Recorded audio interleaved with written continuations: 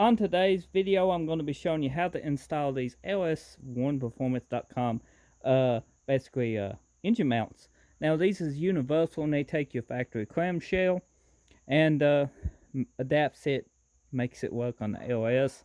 These are usually the cheaper option and they're quite common. Some of the issues you run into with these is you can't run AC.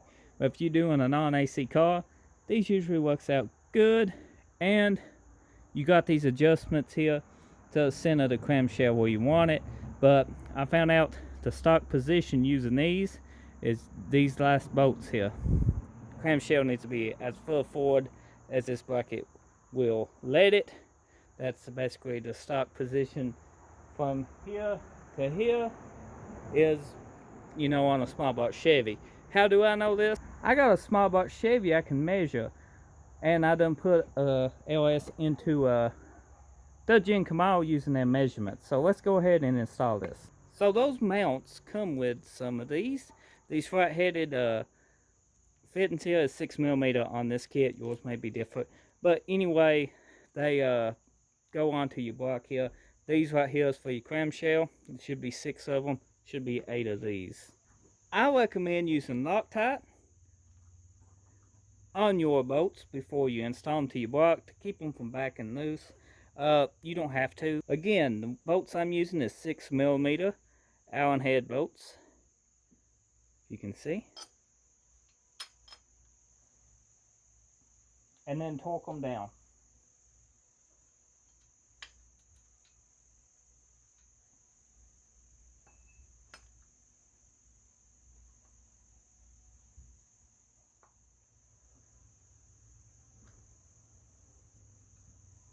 Now you can either snug these bolts up or go by torque specs.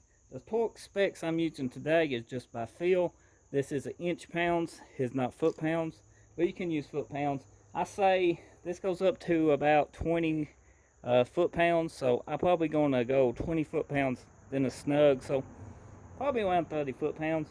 Google your torque specs if you want to use that, or just do it by feel. It's up to you. You hear that? We are at 20 foot pounds. Let's go ahead and take it about a quarter more. You don't want to take it much more than that because you can strip this. You don't want your bolts stripped out.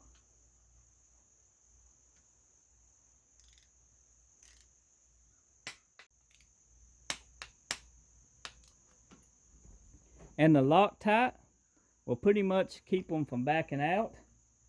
And I feel sorry if you have to take them back out because I used high strength.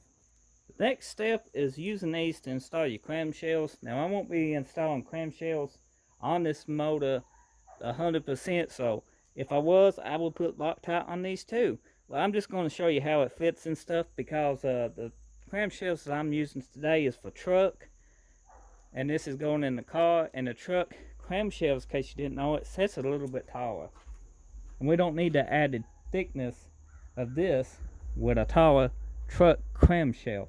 So to get the stock small box Chevy placement, you want to take this top hole, line it up to the last hole on your thing, and just take your little screw here,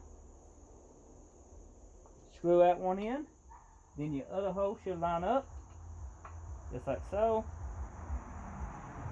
and then your bottom hole.